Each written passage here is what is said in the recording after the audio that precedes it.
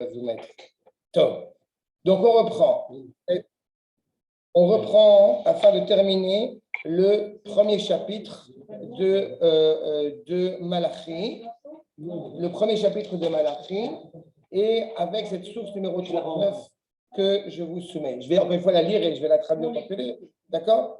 Nous dit le Ramat Vali. Vous vous rappelez qu'on avait parlé qu'au bout du compte, ce sont des remontrants vis-à-vis des Kohanim, et ça englobe beaucoup plus que ça. Ça englobe au bout du compte, eh bien, ceux qui ont cette responsabilité de transmettre le flambeau, encore une fois, de la Torah au peuple. Ils ont évidemment une responsabilité énorme. Nous dit le Ramat Vali. Ma shikore les ot ha'agasha, mincha teora, atamu shelefi akol oler achar ha'marshava. Vous vous rappelez que le Ramat Vali, il n'avait pas mis en évidence seulement la problématique du sacrifice, il avait mis en parallèle la problématique de la manière dont on va faire la tfila. D'accord? Il est certain, encore une fois, c'est un exemple qui malheureusement est cuisant, parce qu'aujourd'hui, j'étais au Kotel, il y avait de nouveau une manifestation avec ces femmes. Il y a toujours cette question qui est posée. Est-ce que l'objectif est de se rapprocher d'Akadosh Baruch Hu, ou l'objectif, au bout du compte, est un problème social plutôt qu'autre chose? Et c'est là où est toute la nuance. D'accord? Au-delà du problème de halakha, qui est un problème en soi, mais au-delà de ce problème-là. C'est exactement ce qu'on est en train de soulever sur le Ramat Vali. Donc, sans aller chez elle, la problématique, quand on va justement se préparer pour aller servir à Akadosh Baruch Hu, de quelle manière on se prépare? En disant Mincha Teora, vous savez pertinemment que quand on amène un sacrifice au Beth Amikdash, que ce soit une bête ou que ce soit au bout du compte de la fleur de farine, aux yeux d'Akadosh Baruch Hu, ça a la même valeur. N'est-ce pas? Alors qu'on a sacrifié une bête, a priori, ça aurait semblé plus élevé. Non, parce qu'on nous dit que celui qui, justement, n'a pas d'argent, il va amener cette fleur de farine et sera autant de valeur. Donc, l'objectif, d'abord et avant tout, c'est comment je me prépare à la rencontre. Exactement. Par exemple, si ma femme est très chère, tu peux amener ta femme. Beyot, Amarshava Teora, Mincha Teora, en relation donc, avec cette pensée qui est pure. Gamma Peula. Donc, l'activité aussi, automatiquement. Chez Isod Amincha, Nirchevet Teora. Tu as vraiment, encore une fois, dans le processus, ce n'est pas vrai que pour la tefila, dans le processus de la teshuva, on sait pertinemment que ce qui compte d'abord et avant tout, c'est cette intention à vouloir, au bout du compte, se purifier. Même si techniquement, au niveau des actes, on ne connaît encore pas tout, ce n'est pas grave. Pourquoi ce n'est pas grave? Parce qu'à partir du moment où tu as une intention qui est sincère, parce que tu as envie de te rapprocher d'Akadosh Baruch Hu, j'ai envie presque de te dire, le reste, c'est de la technique. Je vais te dire au bout du compte, écoute, tu as une bonne intention. Voilà, comment est-ce que j'ai dit aujourd'hui, je me suis permis, et de temps en temps, maintenant, je me permets aussi, parce que je me permets sans me gêner de ça, de dire Magaesh, comme j'ai dit tout à l'heure, parce que je sais qu'encore une fois, vous allez le prendre comme quelque chose qui est tout à fait logique.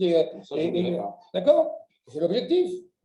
Mais comment je veux dire un point de halakha? Non, je peux me permettre de dire ça parce que c'est ce qu'on appelle les kabel ol malchut shamayim. À partir du moment où on a reçu sur soi le joug divin, alors automatiquement on est prêt à recevoir sur soi le joug des mitzvot.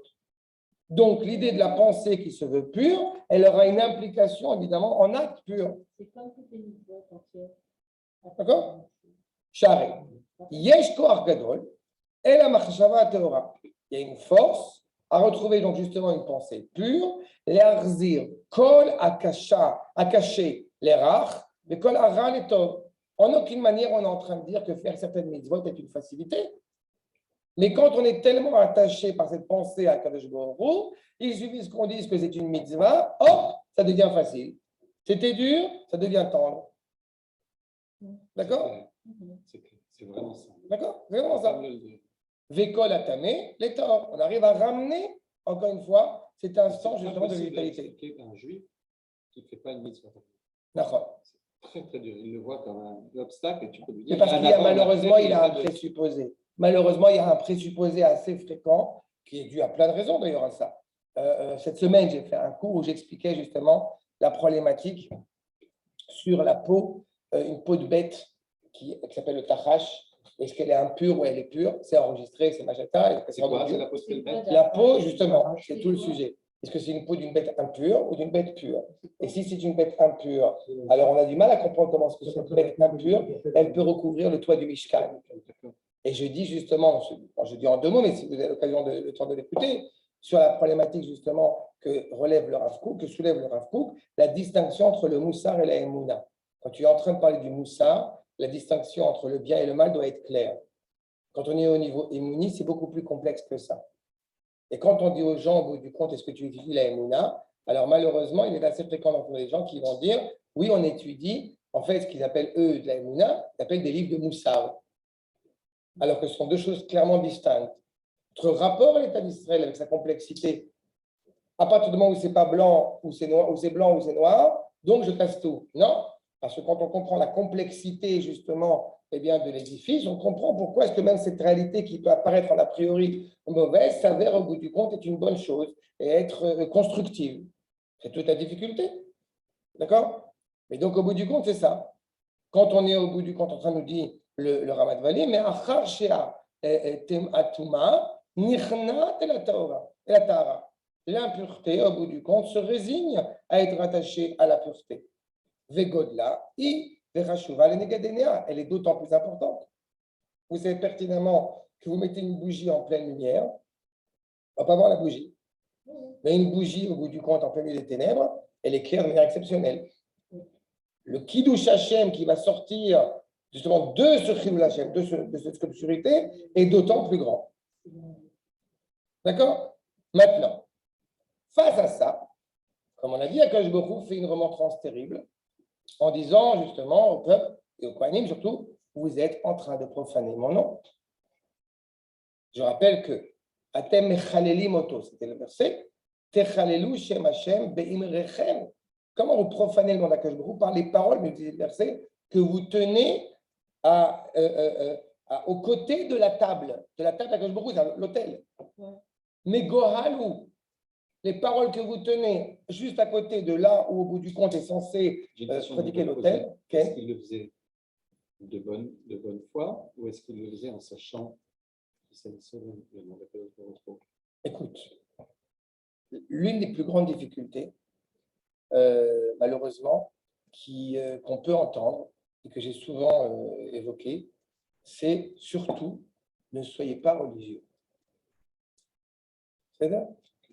Qu'est-ce que ça veut dire? Cette phrase, elle n'est pas de moi, entre parenthèses. Moi, j'ai sorti, mais j'ai entendu que des grands Amérindiens l'ont sorti, notamment le Rashba Eliyahu. Pourquoi? C'est quoi être religieux? C'est, au bout du compte, avoir un comportement, j'ai envie de dire, de bigot. J'ai fait ma béa du jour. Quand je dis ne soyez pas religieux, c'est pas ne faites pas la mitzvot, c'est pas ne soyez pas dans la Torah. Ne soyez pas religieux, c'est qu'au bout du compte, on ne s'enferme pas dans un carcan, au bout du compte, où voilà. Bon, j'ai ce que j'appelle les samnev. J'ai fait une croix sur ce que j'avais à faire. Exactement. Exactement. Que tu dois. Exactement. C'est exactement ça. Le rapport d'amour qui doit nous relier à Kadosh Baruch Hu. Quand on arrive à un stade, sans aller automatiquement à des choses absolument abjectes et débauchées qu'on pourrait aussi malheureusement s'attendre, qui existent, qui ont existé aussi dans le passé, mais sans aller même jusque-là. Ce rapport, encore une fois, pas de dédain, mais ce rapport presque technique d'être aux côtés d'Akadosh Baruch Hu devient, va te dire le verset, une profanation du nom d'Akadosh Baruch Hu. On est en train, encore une fois, parfois d'avoir ce comportement, on peut le voir à la synagogue, on peut le voir ailleurs, mais justement, ce comportement qui se veut, encore une fois, voilà, très carré, sans aucune, merci beaucoup, sans aucune, justement, adhésion, sans aucune réflexion. On fait la prière, et entre parenthèses, je ne dis pas que c'est la seule raison, mais pour ma part, c'est une des choses qui m'a posé problème dans le rite ashkénaze, par exemple. Dans la manière, pas dans tout. À Rosh Hashanah, par exemple, il y a quelque chose d'émouvant, etc. Mais le rite qu'on peut pratiquer, par exemple, le Shabbat à la synagogue, dans le rite ashkénaze, où on lit le premier verset, on lit le dernier verset, puis on avance et on fait ça comme ça. Et parfois, on a un peu le sentiment que, allez, on fait ça. C'est-à-dire qu'il ne faut pas exagérer de l'autre côté, que ça ne devienne ni non plus un concert de musique orientale. Dans la synagogue, avant le Covid, on était séparés d'en haut, Ashkenaz en bas. Ils ont la grande, ils sont péniblement mis. Nous, on a la toute petite et on est bourré à craquer. Et eux, on n'a pas fini le chant de Shiba Erev et Shabbat, et eux, ils sont déjà sortis depuis 2 heures. Oui. Mais je pense que ça, c'est autre chose. C'est pas, oui, mais ce que je te dis, c'est qu'il y a quelque chose Non, mais à l'inverse, Il encore manque une une fois. ferveur, mais c'est cette ferveur-là dont tu C'est pour ça que je te dis, il y a quelque chose. chose, oui, il y a quelque chose qui est, c'est plus technique si tu veux parfois. Et je ne dis pas que c'est partout comme ça. Je dis Oui, pas mais d'un autre côté, je Ken, m'excuse, d'un autre côté, ça permet à chacun de faire sa tfila et de ne pas être concentré sur la tfila du Khazan. C'est-à-dire qu'on oui, est mais ce n'est pas concentré du tout évident. Je suis d'accord. Non, mais je comprends tout à fait ce que tu dis, Laurent. C'est une vraie discussion entre parenthèses. Mais je dis que ce n'est pas toujours le cas et ce n'est pas partout le cas. Mais ce rapport, justement, quand tu dis justement ça permet de ne pas être dépendant du Khazan, c'est une très bonne remarque que tu fais. C'est aussi l'approche qu'a le monde séfarade vis-à-vis de la synagogue et l'approche du monde ashkénaze vis-à-vis de la synagogue. C'est un sujet qui m'a toujours beaucoup passionné. C'est un Pas problème encore une fois. de prier en se calant sur le Khazan. Justement, c'est toute la problématique que je soulève maintenant. D'accord. Le Khazan, il n'est pas Stam Khazan. Le Khazan, il est censé, et son nom est très fort, il est censé être Shaliach Tzibour. Ouais. Donc, cette notion de Shaliach Tzibour, c'est qu'il y a une sorte de cohésion qui doit s'installer. Mais ce qui est très intéressant, c'est que la synagogue dans le monde séfarade, comme son nom l'indique, Bet Knesset, c'est un endroit de rencontre. Et vous voyez d'ailleurs que les synagogues traditionnelles séfarades, la manière dont parfois les chaises sont assises, elles sont l'une en face de l'autre. Justement, complètement chez nous. C'est un endroit de rencontre. Parce que là, ils sont Alors que dans justement la synagogue traditionnelle ashkénaze, alors c'est l'endroit de la prière. Knesset, toutes les sièges sont tournés vers la roue. Et pour reprendre la remarque de Laurent, le Khazan, à la différence du monde séfarade, il n'est pas au milieu. Si vous allez à Tzfat et dans d'autres synagogues comme ça, vous voyez que le Khazan, il n'est pas justement, comme dans le monde ashkénaze, à la tête, il n'est pas le chantre qui est à la tête, mais il est au milieu du Kahal. Ah oui, Et c'est une nuance qui est très importante. Et c'est pour ça que j'insiste là-dessus. Ce n'est pas du tout une critique ni sur le monde ashkénaze, ni sur le monde séfarade. C'est deux approches qui, à mes yeux, l'une comme l'autre, dans l'extrême, sont problématiques. Si dans le monde séfarade, ça devient au bout du compte un lieu de rencontre, alors ça va être, après la Hamida, allez, un petit verre de harak, parce qu'on est là, c'est quand même sympathique la prière, mais on est quand même là pour boire de l'harak à la base.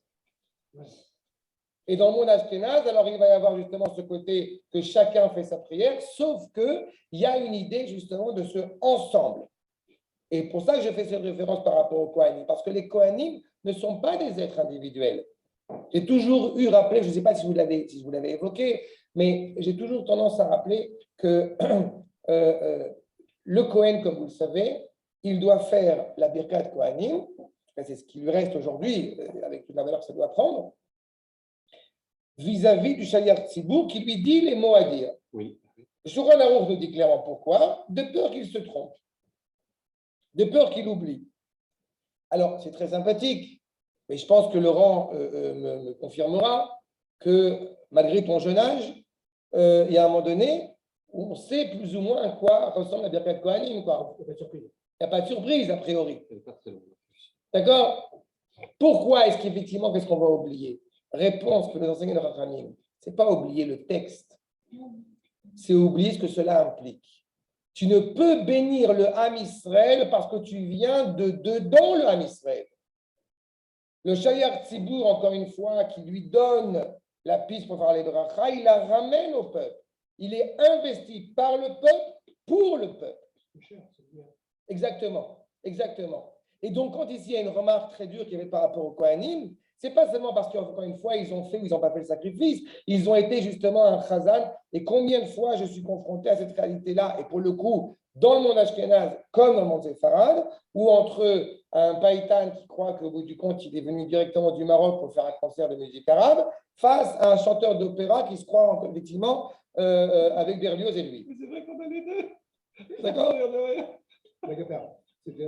Mais là, juste une remarque pour Birkat Kohanim. Moi, j'ai étudié aussi que ça nous permet, nous, les Kohanim, de ne pas avoir l'impression que c'est nous qui bénissons. Exactement. Nous ne sommes que des intermédiaires. C'est exactement ça. Ça va dans la même idée. Ça va dans la même idée. Moi, je prie le matin à côté du papa de Jonathan. Mordechai. Et il dit, quand c'est un Shaliach Tzibour ashkénaze, il me dit, je suis perdu, je n'arrive pas à... Et non, d'un autre côté, c'est parce que aussi, en Europe de l'Est, ils prient en cachette. Donc Il y a toute une implication là-dessus. Mais c'est pas là que j'ai dit que la problématique, elle n'est pas de savoir si effectivement on a prié, pour reprendre ce qu'a dit Laurent. La problématique n'est pas de savoir si on a prié Béchéquette ou pas Béchéquette. La problématique, elle est de savoir encore une fois avec quelle implication on va s'impliquer. Et ça me paraît, en tout cas, ça paraît extérieurement. Et je dis, ce n'est pas vrai partout. C'est vrai dans toutes les prières. Mais je parle au quotidien. Ça paraît plus logique, effectivement, le sentiment d'être ensemble, d'être élevé, d'être porté par la prière, quand il y a justement le tzibour qui prie ensemble, et que ça, quand on prie individuellement. Cela dit, il y a une fois comme ça, il y a un tel frère qui m'a dit un truc qui m'a beaucoup fait rire. Il m'a dit, Rosh Hashanah, il faudrait être Ashkenaz, et Yom Kippour, il faudrait être Sepharad. Pourquoi? Parce que si vous avez eu le privilège, parce que pour moi, je le fais tous les ans avec mes beaux-parents, la prière Ashkenaz de Rosh Hashanah, elle est exceptionnelle. Il y a évidemment le Achot Ketanan dans mon Sepharad que j'adhère profondément, qui est beau, et toute la fila de Rosh Hashanah, elle est belle. Mais l'introspection, cette intériorité, l'émotion qui est évoquée dans ces mélodies, encore une fois, chez mon beau-père, quand je ne pas avec mon père dans ça, je trouve ça exceptionnel. Et c'est même dans le Chacham qui l'a fait Ashkenaz, en plus, il me dit que Yom Kippour, il y a un côté, le Miel Kamocha, dans la prière de Kippour, il y a ce côté d'être. C'est trop. Le Hanénou. Non, c'est vrai, ce serait comme si les vies étaient de l'ordre du Chesed. C'est intéressant ce que tu soulèves. Tu comprends ce que je veux dire? Il y a un côté là. Mais encore une fois, les deux, ça montre bien, c'est dit encore une fois, combien il est important de se marier ensemble. Voilà. C'est tout ça. C'est pour ça que pour Kippour, nous, on fait un office Ashkenaz, évidemment, au Lila, mais comme on a beaucoup de Sfarades qui sont avec nous, alors on fait aussi des chants Sfarades qui dynamisent. Magnifique cette ouverture. Donc, comme ça, on a ensemble. Non, parce qu'il faut le goy de Shabbat quand même. Est-ce qu'on a eu raison d'autoriser le cours aux Ashkenaz et aux femmes? Je ne sais pas. Donc, bien là, en tout cas, vous avez compris l'idée. Arshad, venez-vous nivzou, encore une fois, vous mangez ça avec mépris, avec dédain, parce que justement, l'intérêt qu'on a ne porte préjudice. Dans cet hôtel, encore une fois, il y a deux valeurs, il y a deux intérêts essentiels.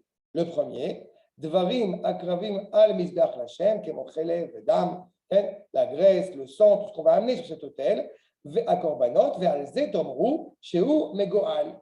En disant au bout du compte, qui pourrait apparaître effectivement étrange, voire un peu, voilà, un peu grossier, c'est justement ces membres intérieurs. Mais si vous savez pourquoi chaque membre est pratiqué, chaque membre est appliqué, est élevé, ça prend une autre proportion, mais vous le faites au bout du compte comme si on était dans une boucherie. Deuxième application du sacrifice, apérot, vatnouva shelo. L'objectif du sacrifice, ce n'était pas seulement d'avoir tué une bête.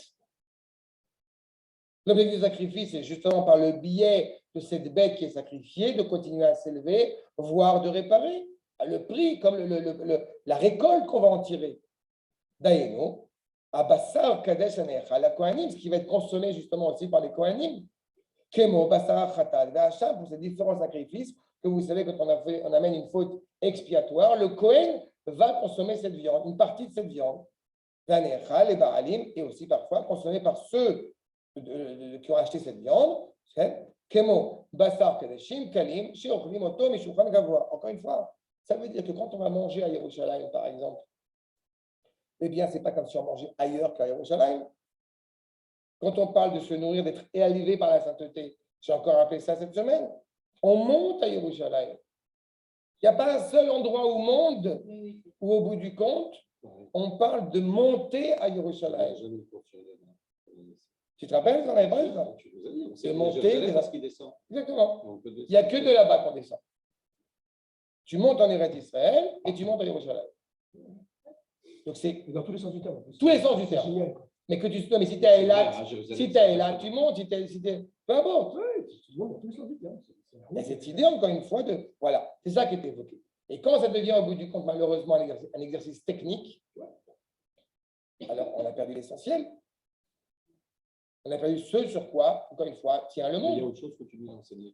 je pense tout le Je temps, peux passer juste à dire d'où je fais ce que tu quand veux. tu parles de sacrifice, Ce que tu veux. parce que tu ne dis pas tout le temps, tu l'as dit une ou deux fois, par du Saint-Pêtre, que quand on fait la Corban, c'est aussi pour rapprocher à Kadosh Baruch Hu de nous. J'aurais dit quelqu'un, peut-être. Et c'est on le rapproche de nous parce que dans notre façon de voir le monde, on crée une place pour lui au lieu de créer une place pour le Mais problème. j'ai souvent rappelé ça sur le fait de rabat. J'ai souvent rappelé ça, c'est l'occasion, encore une fois de plus, de le rappeler, mais la paracha de Kitissa, la paracha de la faute du veau d'or, a priori, a eu lieu après Mishpatim. Et pourtant, elle est placée après Tetzavé. Et souvent, j'ai évoqué cette idée-là. Pourquoi est-ce que c'est placé de cette manière-là si l'épisode a pu avoir lieu avant?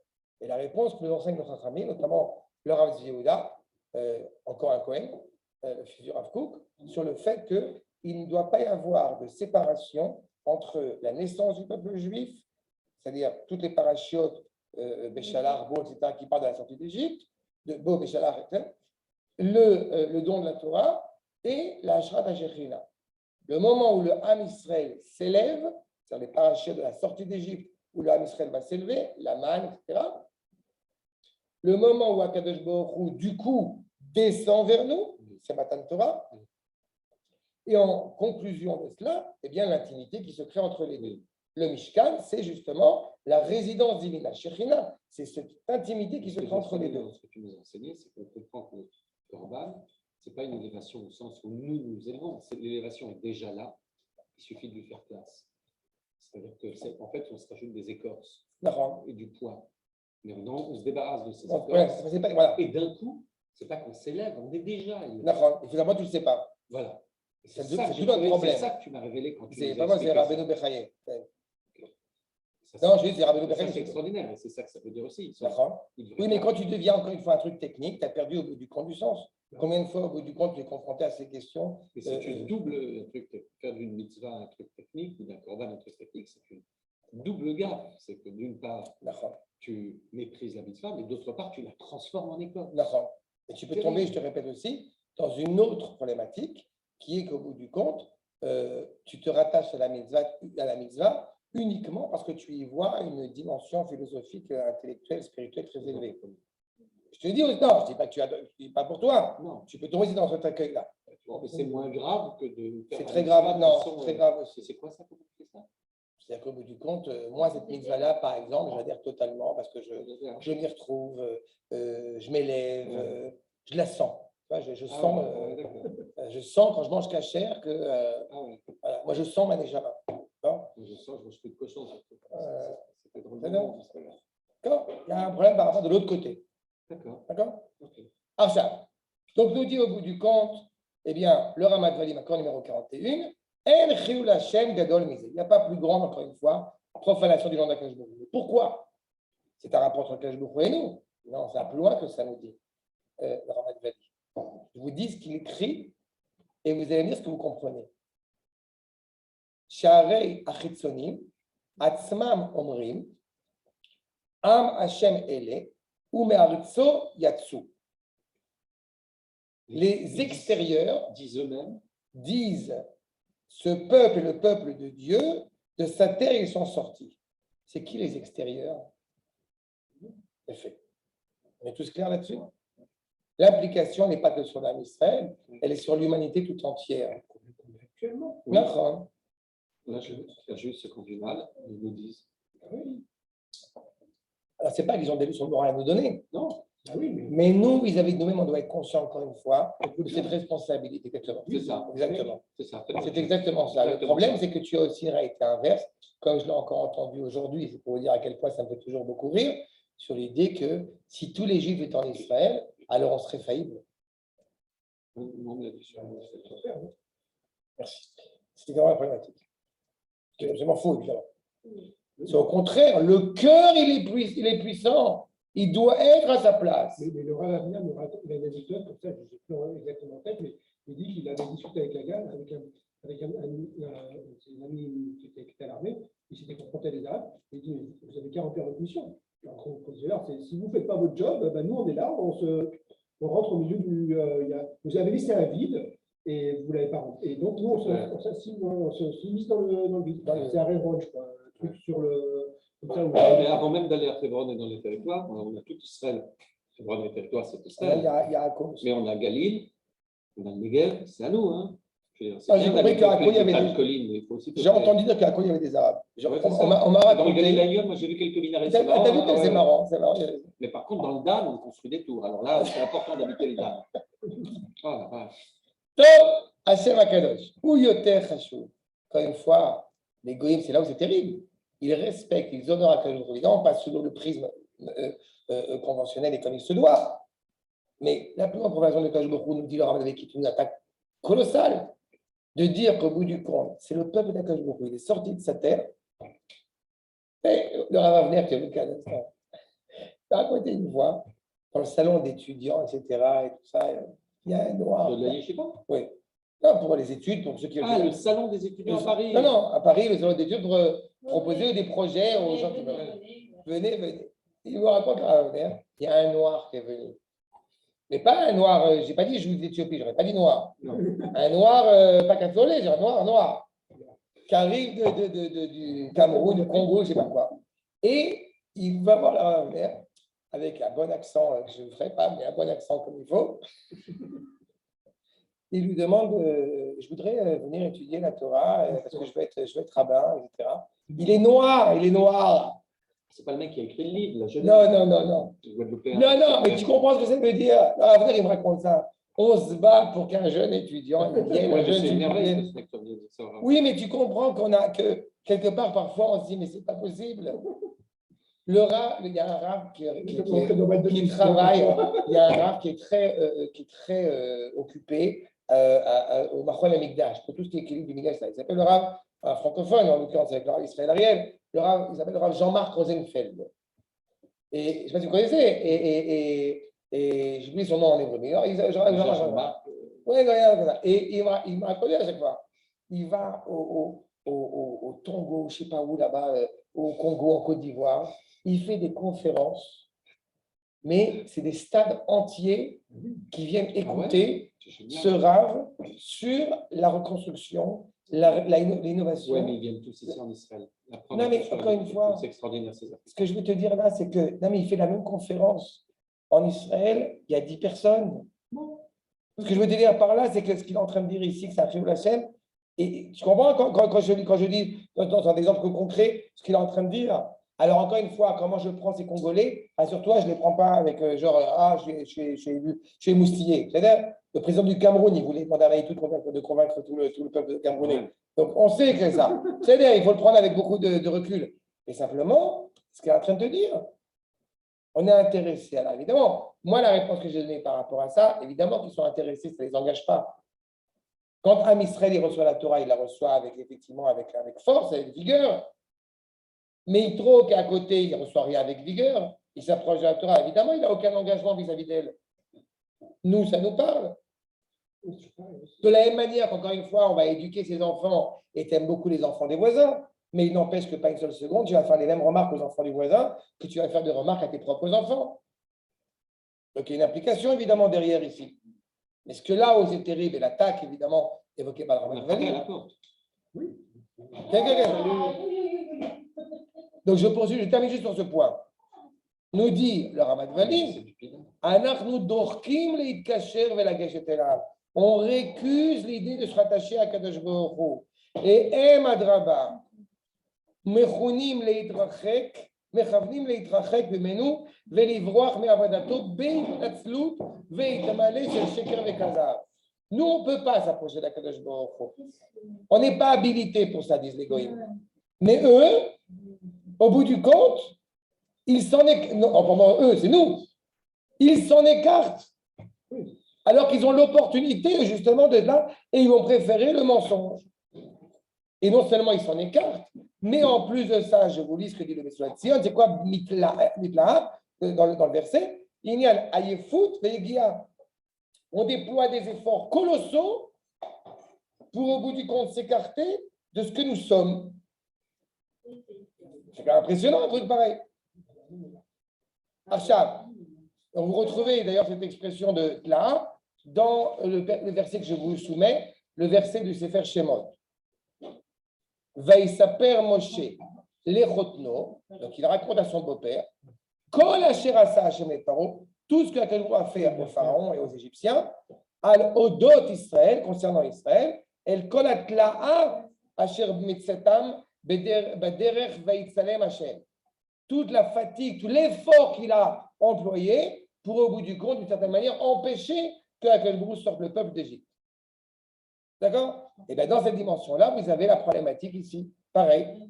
Nous dit le Malbim que je vous soumets, l'accord numéro 44, Shehayu nofrim et korban. Là où c'est terrible, c'est que comment ils vont faire un effort pour s'écarter au bout du compte d'Akadosh Baruch Hu. Le Malbim dit quelque chose d'absolument terrible. Ils sont en train de grossir le sacrifice. C'est quoi grossir le sacrifice? Tu as un troupeau avec des bêtes belles et des bêtes moins belles. Tu te rappelles quand tu as parlé de Caïn et Abel? On a un troupeau avec des bêtes belles et des bêtes moins belles. Alors, a priori, puisqu'on aime Akadosh Baruch Hu, si on est rien devant, on va aller à Akadosh Baruch Hu, alors on va amener le meilleur. D'accord? On va amener le meilleur sacrifice, le meilleur, le plus élevé. À l'inverse, si tu as plus envie de faire un exercice technique, si tu as plus envie de faire un exercice technique que servir à Akadosh Baruch Hu, alors automatiquement, tu donnes la moins belle. Mais comme on dit chez nous, l'archouma. Ça veut dire que tu ne vas pas au bout du compte. Celui qui donne la moins belle, c'est simplement celui qui ne croit pas. Oui, mais lui, Parce que celui qui croit, il sait que Dieu voit. justement, il donne la moins belle, mais on a dit il la grossit. Il l'embellit. Il fait des tricks avec Dieu. Voilà. Je ne te crois pas. C'est ce qu'il te dit. Mais Shaul des tricks Nof. pour qui? Pour les gens d'excellence, pas pour Dieu. Il ne croit pas en Parce Dieu. qu'on fait encore une fois, notre objectif, on a dit, c'est de les samnev, d'accord? Tu as des réalités comme ça qui existent. Ils n'ont pas peur. D'accord? Ils n'ont pas la C'est tout le problème. C'est tout le problème qu'on est en train de Ils sont pas soulever. au courant. C'est tout le problème qu'on est en train de soulever. Shaul Nofrim et Korban. D'accord? Ce que tu es en train de dire, c'est qu'ils essaient, en donnant la mauvaise bête, ils essaient de l'élever, cette mauvaise bête, Ah Non, il la déguise. Ils font genre la mauvaise bête, Il la ils déguise. mettent une peau de belle bête. Ah ouais. Mais tu peux transformer ça encore une fois dans plein de domaines. Tu peux transformer ça dans plein de domaines. Moi, par exemple, j'ai une barbe. Je suis un vrai religieux. C'est pour ça que moi, j'en ai pas. Je n'ai pas encore le chapeau. Quand je serai grand, Je vais me renforcer, je vais mettre un chapeau. C'est problématique. Je ne suis pas méprisant sur la tenue que quelqu'un qui enseigne la Torah doit avoir. déjà, Ça, c'est un autre ta sujet. kippa, elle est colorée. Elle est colorée. Déjà, t'es pas très sérieux. Évidemment, on doit avoir une certaine droiture, une certaine tenue. Dans la Torah, c'est le respect de la Torah. Une chemise repassée, blanche. Par contre, je ne rentre pas dans cette problématique-là. Mais il y a des nuances, encore une fois, entre l'habit fait pas le moine. D'accord? Ben, c'est ce qu'ils font au bout du compte. Regardez comme j'ai apporté la plus belle bête. Regardez comme je me suis au bout du compte. Vous voyez comme je suis religieux? Oui. Vous voyez comme elle est grasse? Vous voyez comme elle est bonne? Oui. Alors qu'au bout du compte, il n'y a rien. Vous comprenez la nuance? Achal. Et donc, une mitzvah, a priori, qu'ils veulent pratiquer, elle va venir au bout du compte sur le compte d'une faute. D'accord? Et comment vous vous attendez? Mais au Ils sont bout dans un système dans lequel ils sont nés. Et on en voit des comme ça. Mais J'en on vois a- partout en Israël. Et ça mais me tu prend le cœur. comprends que c'est un problème. Mais Et c'est tu un comprends problème qu'à long d'éducation. terme, Ça veut tu dire que comprends leurs qu'à parents long terme, leur ont ça pas va dit. s'effriter. Ça, c'est en Belgique surtout. Oui. C'est chez les Tu autres comprends Belges. qu'à long terme, malheureusement, ça va se désagréger totalement. Oui. C'est toute la problématique. Oui. D'accord? Donc, automatiquement, même si vous apportez quelque chose qui, en apparence, Oui. apparaît a priori élevé et caché, en fait, c'est totalement pas soul. D'accord? Oui. Et donc, encore une fois, il n'y a aucune réparation, et c'est ça qui doit être entendu ici. Dans ton comportement, c'est pas parce que tu as ajouté, j'ai envie de dire, c'est pas parce que tu as ajouté une boucle d'oreille, tu as ajouté un pansement, tu as ajouté un petit peu de maquillage. Excusez-moi de la comparaison qui est absolument terrible, mais quand une femme elle est battue, c'est parce qu'elle va mettre du maquillage, que soudain c'est fini, elle n'est plus battue. Ce que je veux te dire dans l'image qu'on va évoquer maintenant, c'est quand tu sers à Kadosh Baruch Hu, mais de manière totalement erronée, totalement tronquée, parce que tu l'as grimé. Mais si tu crois, Tu mets ça en place sur le tu genre sais de que. Mais là, on n'est pas dans le Tu peux croix. pas essayer de le tromper. Mais le Au croire, pire, tu lui dis, je ne suis pas parfait, non, mais le croire, j'essaierai la mieux. la mais première le fois, croire, tu quand peux tu parles de pas- croire, n'oublie pas que quand on parle de credo, il y a un côté qui est un peu ennuyeux là-dessus. Oui, je sais. C'est surtout par rapport, encore une fois, que tu sais qui est-ce que tu Ça sers. veut dire que les Kohanim n'ont pas l'Aïrat Shamaïm, mais si les Kohanim n'ont pas l'Aïrat Shamaïm, c'est la fin des haricots. Quoi. Non, donc ça amènera au bout du compte, enfin, semble-t-il, c'est une réalité à laquelle nous afférons à ce moment-là, comme à notre époque. Noirs qui volent qui qui reviennent au gouvernement Mais régulièrement. Bévadaï.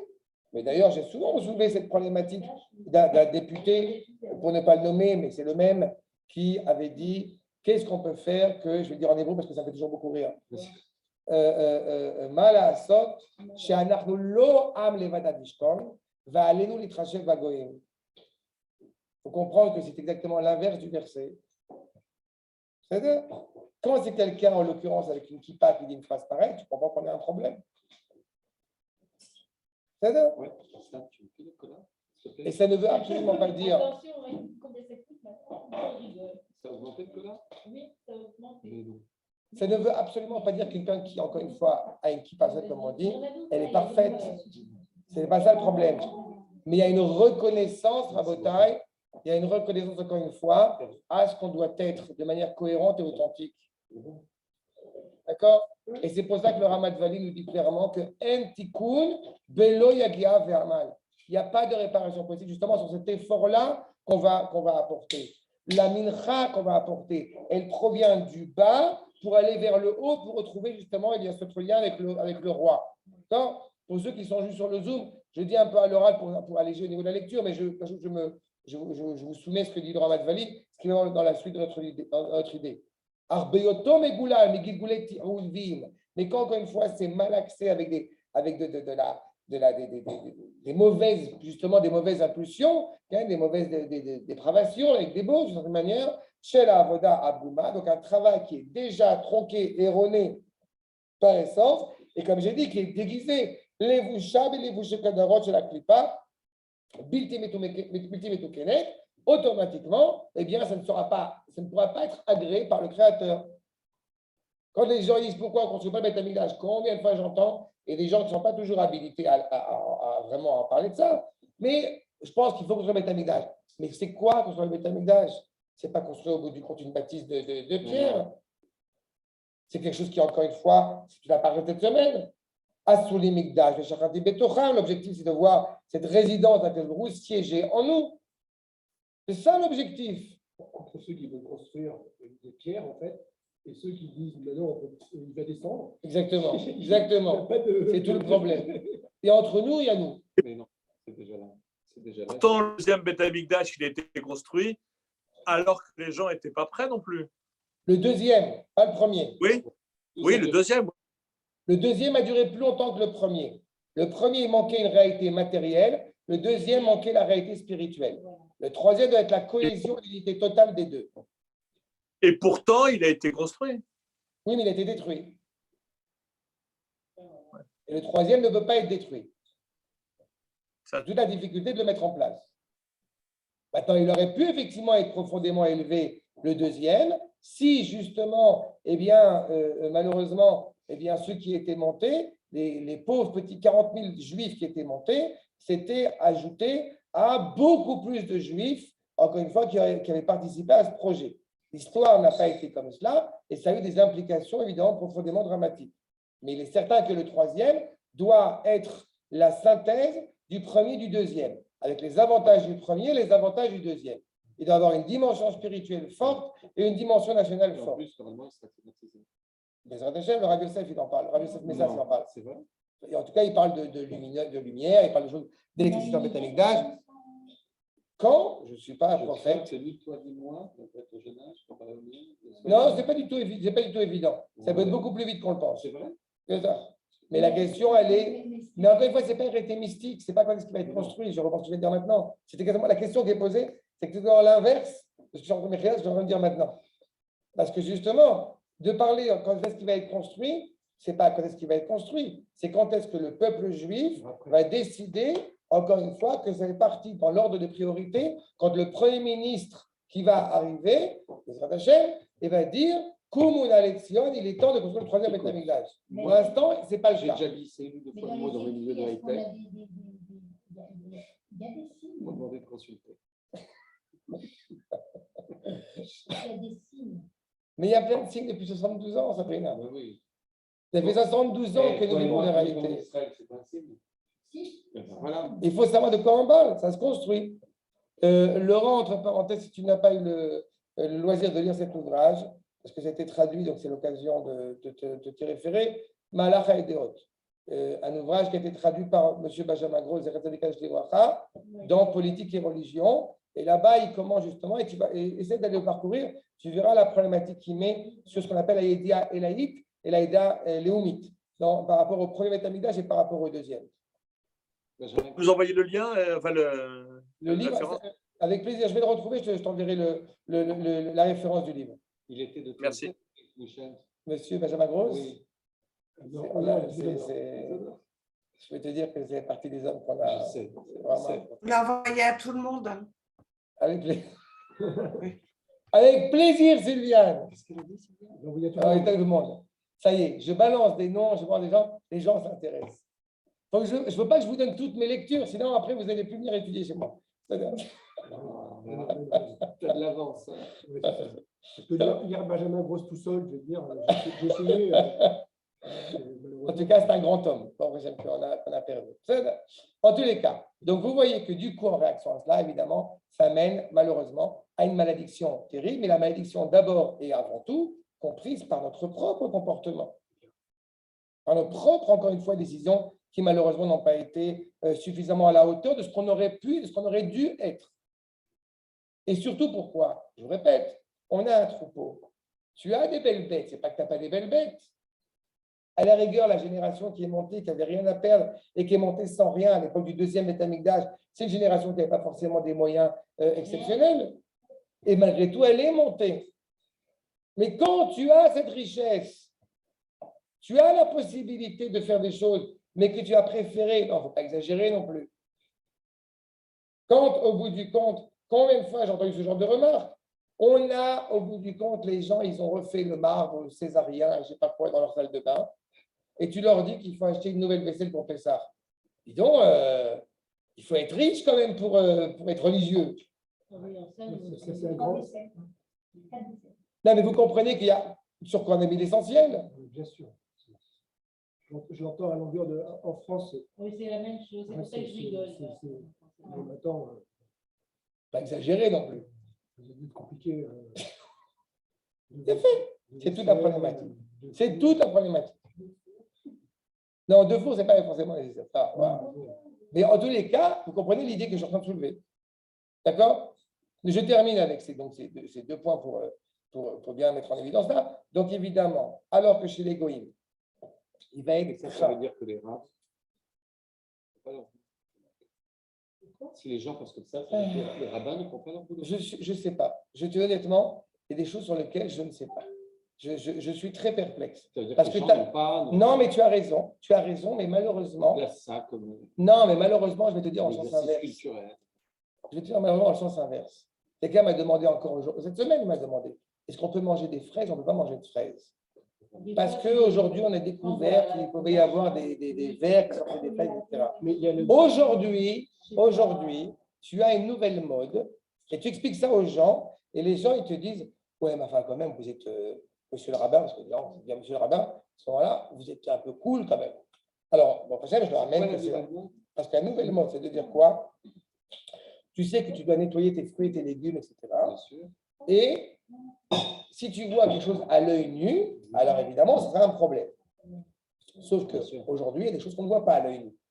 Alors du coup, on pourrait se dire, bon ben voilà, ce qu'on ne voit pas à l'œil nu, ce n'est pas à l'œil nu. Non, on a inventé le microscope. Moi, je croyais qu'on avait invité au contraire la myopie comme moi. Non. Et donc, On a inventé le microscope qui te permet, au bout du compte, de voir que dans ta salade, il y a peut-être un verre qui va sortir et un poisson. Dans ton poisson, il y a un verre. Dans ta figue, il y a un verre. Dans ton orange, il y a un figue. Bref. Et ça, il y a des problèmes aussi, ce que les gens de personnes. C'est-à-dire. Mais la problématique, pour ça que je te dis que ce n'est pas forcément que les rabbins qui font pas leur boulot, parce qu'effectivement, tu as des rabbins qui vont aller dans cet extrême, dans cette mouvance-là, mais tu as des gens pour les écouter aussi de l'autre côté. Non, mais c'est ça, c'est gravissime. De toute façon, je cite des personnes. Moi, j'ai vécu dans un endroit où le Rav Din, c'était plus de fraises, plus de salade, plus de framboises. Pour moi, c'est un énorme avantage. C'est un rap qui permet de faire une diète. Non, parce que bon, Ok, mais ce que je voulais. Enfin, tu comprends l'idée de ce que je veux dire? C'est que parfois, c'est aussi en réaction par rapport au tzibour. Tu as des gens, au bout du compte, quand tu fais un cours de Torah, encore une fois, je l'ai dit 15 000 fois, j'ai eu l'occasion d'évoquer. Quand tu fais au bout du compte un cours de Torah avec ce que je suis en train de vous apporter, les gens automatiquement, non, ce n'est pas un cours de Torah. Le cours de Torah, c'est les fraises. je sais, je t'en ai déjà parlé, c'est clair. D'accord? Alors, Oui, mais je te répète, on a les rabbinim qu'on mérite. ça, c'est 100% D'accord. d'accord. C'est tout. Il y a les gens qui donnent, ceux qui veulent, ils reçoivent. Combien de fois j'ai entendu Manitou sur un autre sujet qui te disait, quand il faisait des cours de Kabbalah, le niveau du cours est en fonction de l'auditoire. Plus l'auditoire est élevé, plus évidemment le cours de Kabbalah sera élevé. Il sera pressenti, il sera perçu de manière élevée. Achat. Donc ce qu'on doit retenir évidemment, c'est que l'honneur rendu à Kajbo, quand on dit justement que son nom est Nora, alors le Ramat Vali fait une allusion à Nora en araméen Noura. Le feu, c'est le feu, comme un feu qui brûle. Les goïms n'ont pas ce rapport justement de proximité à la Kadosh Baruch Hu comme nous on peut l'avoir. Donc même si effectivement il va avec plus de grandeur et plus de grandeur, il n'empêche qu'il y a quand même quelque chose qui manque. C'est ce rapport encore une fois de proximité. Et je voudrais terminer sur ce point avec un enseignement du Ramchal dans Mesilat Yesharim. Et c'est tout à fait dans l'ordre de ce que tu m'as évoqué la dernière fois. Je vous dis ce que le Mesilat Yesharim nous dit. Var matzanu Caïn ve'Avel. On a vu déjà chez Caïn et Abel. Avel Evi mi bechorot sono machlavihen. Il a apporté de ses prémices de son troupeau. Caïn Evi min obsolète. N'est-ce pas? Il a apporté des tomates pourries, de la femme. Mi peri adama, comment nous enseigne les Rachamim. Ou ma'ala ba'em, qu'est-ce qui est sorti au bout du compte? Vaïsha Hashem el Evel. Au bout du compte, Akadosh Baruch Hu, il a accepté l'offrande de Hevel, n'est-ce pas? Et il a récusé, eh bien, ce que lui a apporté Caïn. Arur Nochel, combien est maudit celui qui, au bout du compte, Veyesh Ba'adaro Zachar, Venoder, Vezovar, Mishrat Hashem, qui Meler Gadol Ani.